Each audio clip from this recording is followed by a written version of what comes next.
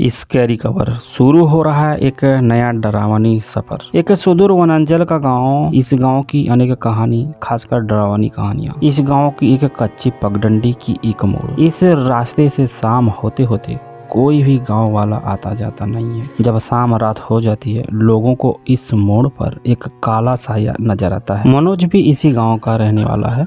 वो इस गांव से थोड़ी दूर एक कारखाने पर काम करता है। रोजी रोटी के चलते उसे हर रोज इसी रास्ते से आना जाना करना पड़ता है। वह शाम होने से पहले कारखाने से छुट्टी लेकर वापस घर आ जाता था। मनोज हमेशा की तरह कारखाने पर जाकर काम करता था। 12 जनवरी पर जब वो कारखाने पर गया तो उसको नाइट शिफ्ट पर लगा दिया गया। मनोज ने उसे मना कर दिया। उसे मालूम था कि वापस उसे घर भी आना है और रात को आ नहीं सकता उसी रास्ते से। तो किसी तरह कंपनी वालों ने उसे मनाया। मनोज ने भी माना, यह कहकर कि नाइट शिफ्ट में उसे रहना है तब तक जब तक नाइट शिफ्ट वाला नहीं आ जाता। तो वहाँ पर ऐसा कुछ काम चलता रहा और उसके बाद नाइट शिफ्ट के पर देर रात हो गई और वापस नाइट शिफ्ट वाला आदमी आ गया। उसके बाद मनोज को आना था वापस अपना घर। मनोज के वहम में एक ही सवाल था, एक ही डर था कि उस पगडंडी वाले रास्ते के मोड़ जो आए दिन लोगों को काले साए नजर आते हैं, आज वह इस रात अकेला उस रास्ते पर जाने वाला है। यह सोचकर उसके रोंगटे अभी से खड़े होने लगे हैं। ऊपर से गांव का यह पगडंडी काफी उबड़ खाबड़, रिमझिम करती हल्की बरसात और सड़क के दोनों साइड खेत। क्या करता, मनोज को वापस घर भी आना था। उसका परिवार गाँव पर रहता था। जैसे तैसे मनोज खुद को हौसला देता और धीरे धीरे रास्ते से आगे बढ़ता, यही सोचकर कि शायद आज उसे वह काला साया नजर न आए।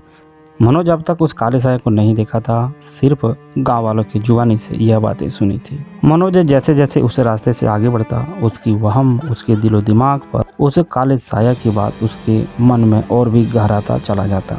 मनोज उस मोड़ पर पहुंचने के ठीक करीब 100 से 150 मीटर पहले उसे उस मोड़ पर कुछ हलचल नजर आता है।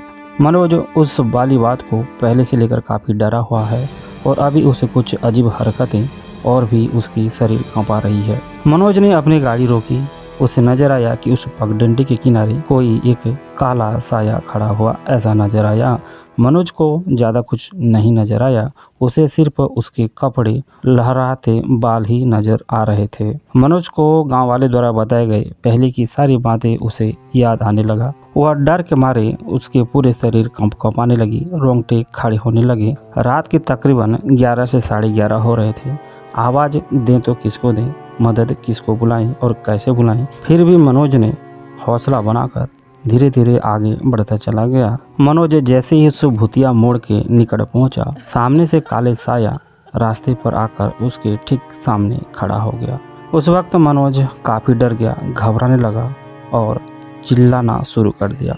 मनोज को उस साये के कपड़े और बाल ही नजर आ रहे थे। उसके चेहरे को देखने का हिम्मत मनोज के पास नहीं था। मनोज ने जैसे तैसे खुद का हिम्मत बढ़ाकर उस काले साये से बात करने की कोशिश की कि तुम कौन हो और यहाँ क्या कर रही हो। जवाब कुछ नहीं आया।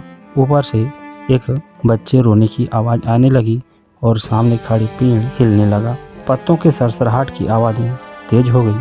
मनोज ने अपने इष्ट देवी देवताओं को याद की। इधर मनोज की हालात बिगड़ते चले जा रहे थे। कुछ समय के बाद रास्ते के किनारे एक जोरदार आवाज आई, मानो कोई किसी को बुला रहा हो, और देखा कि उसे काले साया अब रास्ते से नहीं है। जैसे तैसे हाँफते हुए मनोज घर की ओर दौड़ा। घर पर जाकर उसने अपने परिवार के साथ सारी चीजें शेयर करी। सुबह होते ही वह गाँव वालों से इस विषय पर चर्चा किया। गाँव वाले ने उसे सारी चीजें बताई।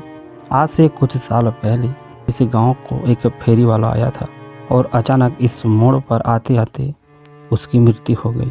गांव वाले ने उसकी परिवार वालों को खोजने की कोशिश की, लेकिन वह एक अजनबी था, इसलिए उसके परिवार वालों का पता नहीं चला। तो उसे उसी मोड़ पर एक पेड़ के नीचे दफना दिया गया। आज भी वह काला साया अपने परिवार वाले का इंतजार करता है कि कब उसके परिवार वाला आएगा, उसे यहाँ से ले जाएगा। इसीलिए वह हर रात यहीं से गुजरने वाले लोगों से अपने परिवार वालों को संदेश देने के लिए कहता है। उसके परिवार का आज तक पता नहीं चला और वह आत्मा आज भी हर रोज रात को वहीं से गुजरने वाले लोगों को जरूर नजर आता है।